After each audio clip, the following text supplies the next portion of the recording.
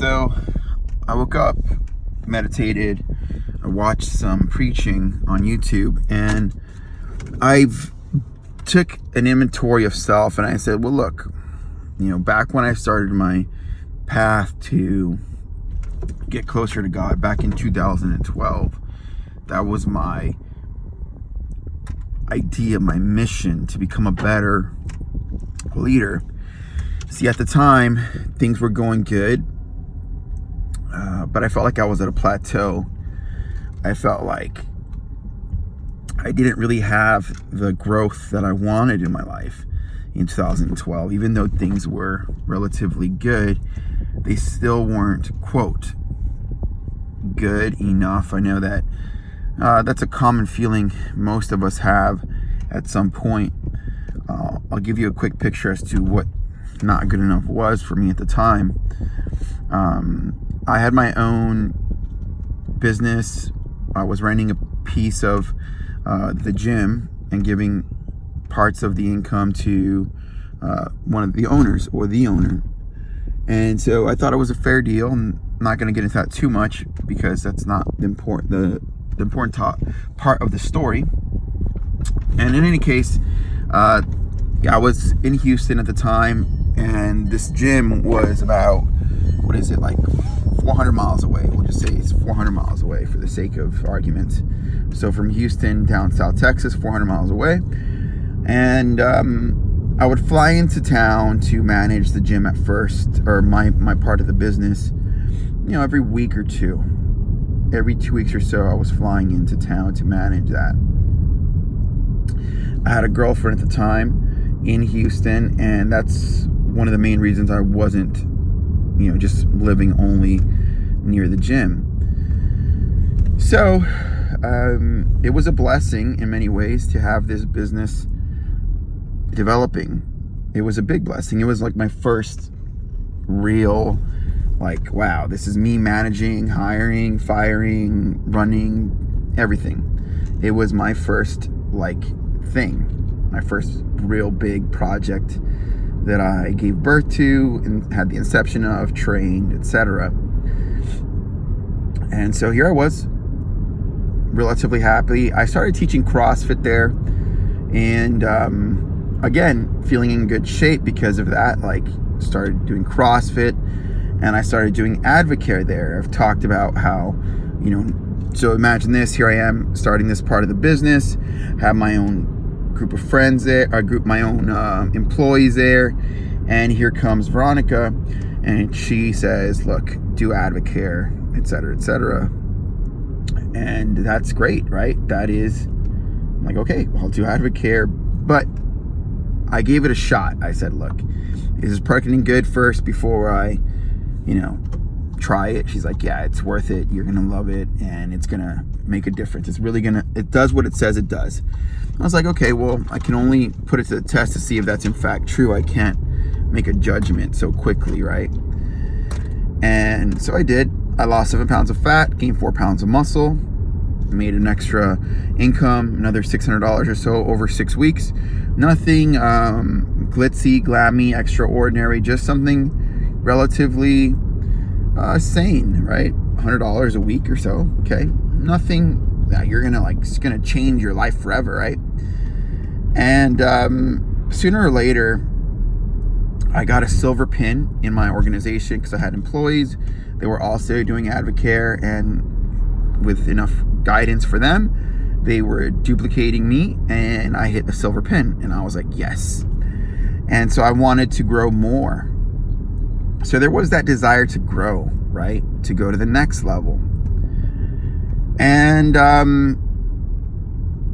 that's an important part of the story, by the way, the desire to grow more. That was there. And there I was living no longer near my girlfriend so much, actually spending quite a bit of time away from her because I was doing CrossFit. As long distance relationships go, eventually that relationship came to an end. There was power struggles, really.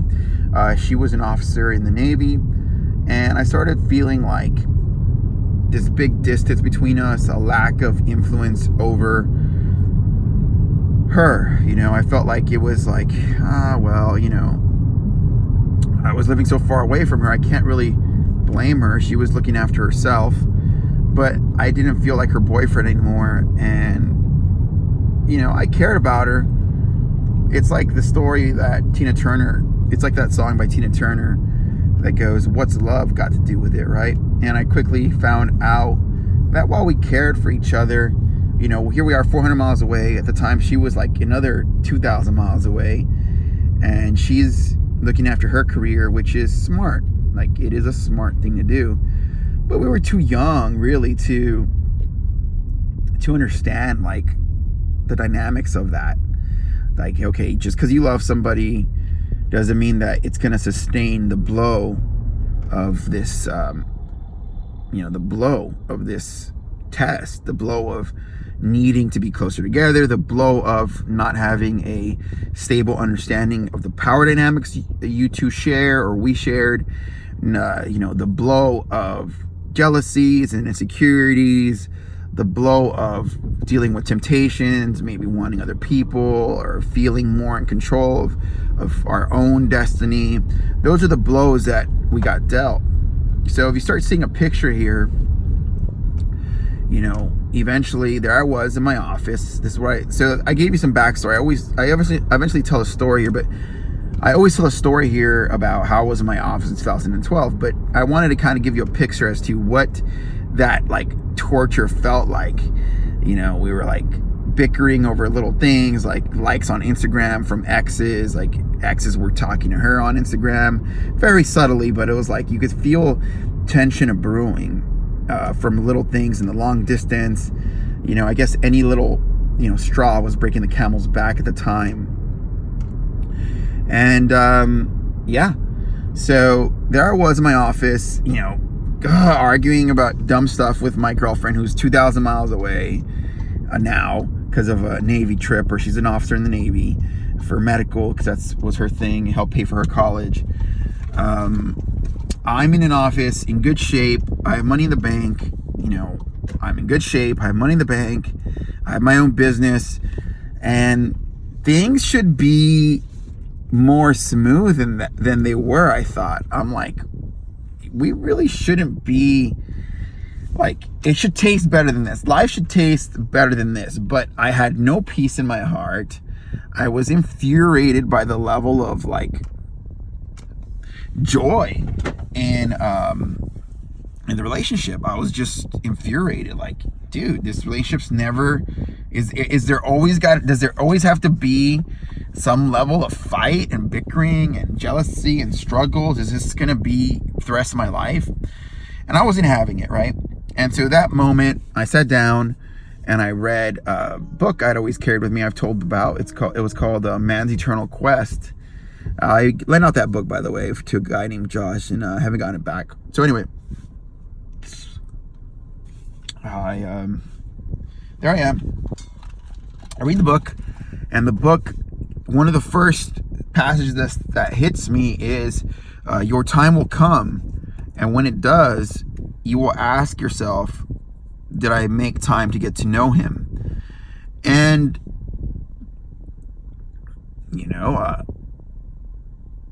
I felt the answer was no. Like, I haven't really made the time to get to know God. And so I wanted to grow, remember that, to another level of leadership. I wanted to grow to another level of leadership. And I wanted to, be a better man, not struggle with my girlfriend. So, and then one of the other things that the passages that stood out was, it said, seek first the kingdom of God, and all these things will be added on to you. So these two passages stand out. And I'm just humbled. I remember feeling like super humbled at the time, like just floored of humility. I couldn't replicate that feeling just on any given day. Just like, you could say it's a revelation, right? The voice of God, right? Even as I say this, I'm touching an Om sign.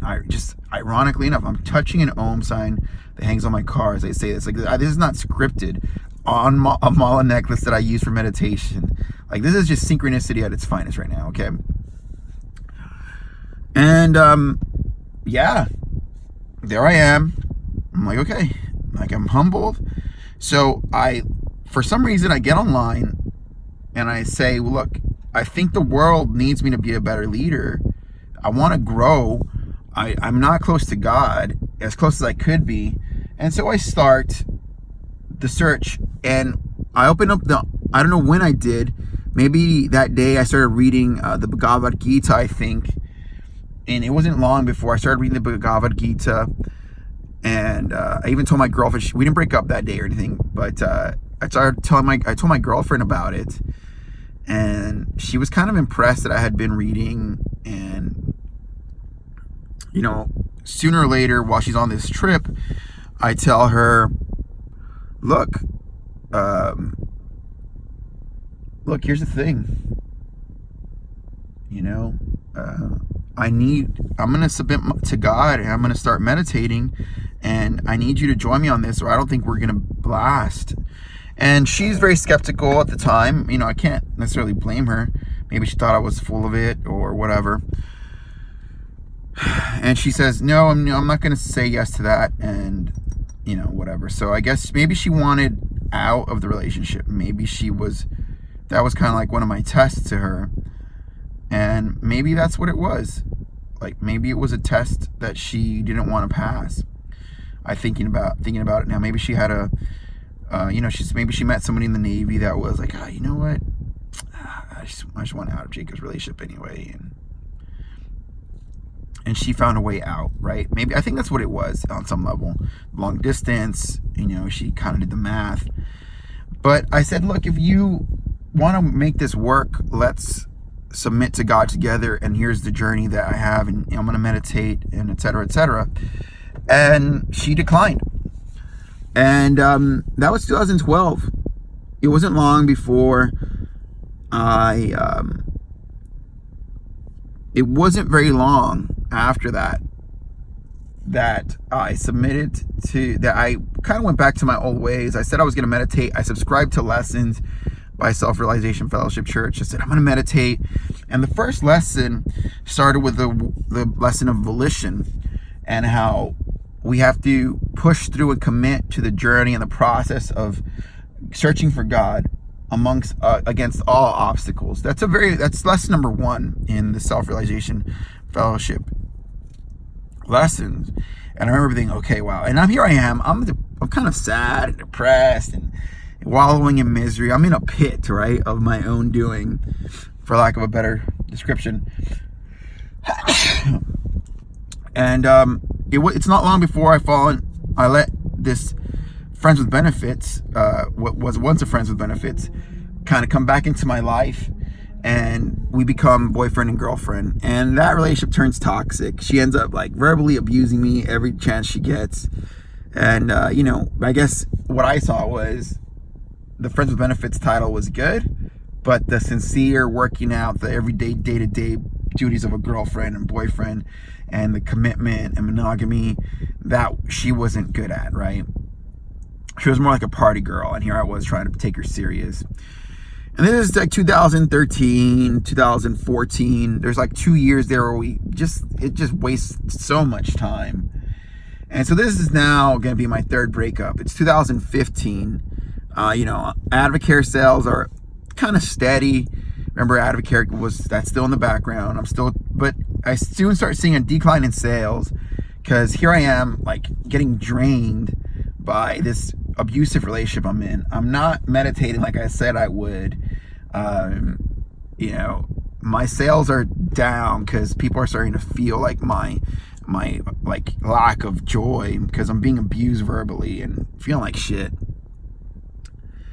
And that's 2000. But so we end the relationship. Luckily, around 2015, at the end of 2015, I walk away. I move to Austin, and I begin to search for myself. And I've been single ever since then. You know, 2015, I'm up in Austin doing sales and just having fun and working out and just healing, like taking a moment to like breathe. And I'm not training clients as much in Austin, a little bit, but not much. So at the end of 2015, I come back down to the Valley, and I see Advocare is kind of growing. My sister's taking it upon herself, and my team's kind of doing its own thing. It's not that I had stopped doing Advocare, I just wasn't as active in 2015 for 1 year. So I hunkered down and I say, look, in my, again, the voice of God, because I search and I'm like, well, God, what do you want me to do? What do you want me to do? You know? And I had been meditating in Austin. One of the reasons I left here was that there was a Self-Realization Fellowship Church in Austin. And I just made this deepest of deepest connections with the Lord. And I say, Lord, what do you want me to do? You know? And the guidance that I get was, Jacob, you've prayed for a growth in Advocare, and here it is, your family's coming together for it, from it, and it's what you've always wanted. So now, what are you gonna do? And so that was the voice, that's what the guidance that God gave me. And I say, okay, look, I'm gonna go ahead and build Advocare, because that's what I've always told the Lord I wanted, and here it is coming to fruition. So in 2016, I develop it. I have some people join the team, like Chantel, Eli. My sister and I are selling. My friend Joe joins. It's just like we do our best. And now in 2017, we continue, right? I'm working part-time with a school, and then there's this burst of growth and sales, and eventually in 2017 we earn a trip to Disney World, and the dreams are coming true. But I also get in a car accident in 2018, so trials are still coming through. And here we are, 2019, and I've just been through the ringer, dude. And I have been blessed too. And I ask myself, from 2012 to 2019, who have I become? Who have I become? Is the man that I'm looking at the man I was chasing after in 2012? And the answer is yes. You know, I thought I would have more influence in a way because I've become the man I wanted to become. I thought, you know, my organization is going to grow to levels because people will see my sincerity, people will see my truth, and people will see that I've given my life to the Lord, and that I meditate, and I'm just searching for God in my heart, and submitting to the Lord as much as I can. You know, I make these videos on no fap and how I've walked away from even what is seemingly socially okay, like pornography, and I've not been sleeping around or having one-night stands. That's why I've made the video on friends with benefits, when to walk away. And, you know, just really been as transparent as I can with people. And I honestly thought I'd be bigger and closer to my goals that I set to be like this Ruby leader. That's why I wear this ring, you know, in Advocare. You know, I remember one of the trainings in Advocare, one of the leaders says, you know, people wonder why they can't go higher, but they're carrying a rock, they're carrying a load. And until they drop that load, they're not going to climb. And I've dropped every possible thing I can, you know.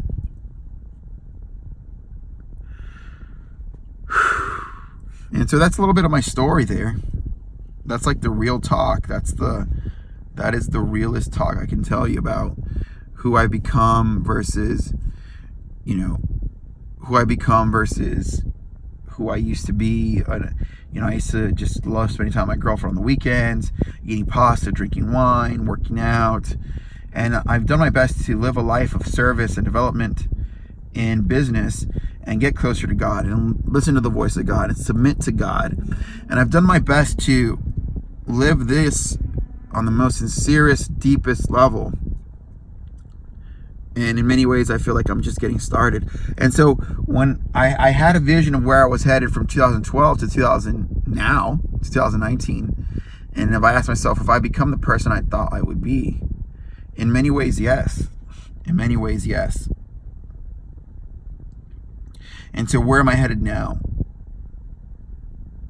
You know, now, just like it started with the voice of God back in 2012, the voice of God started this path. Like now more than ever, it is the voice of God that I aim to listen to fully. And so everything you see from here on out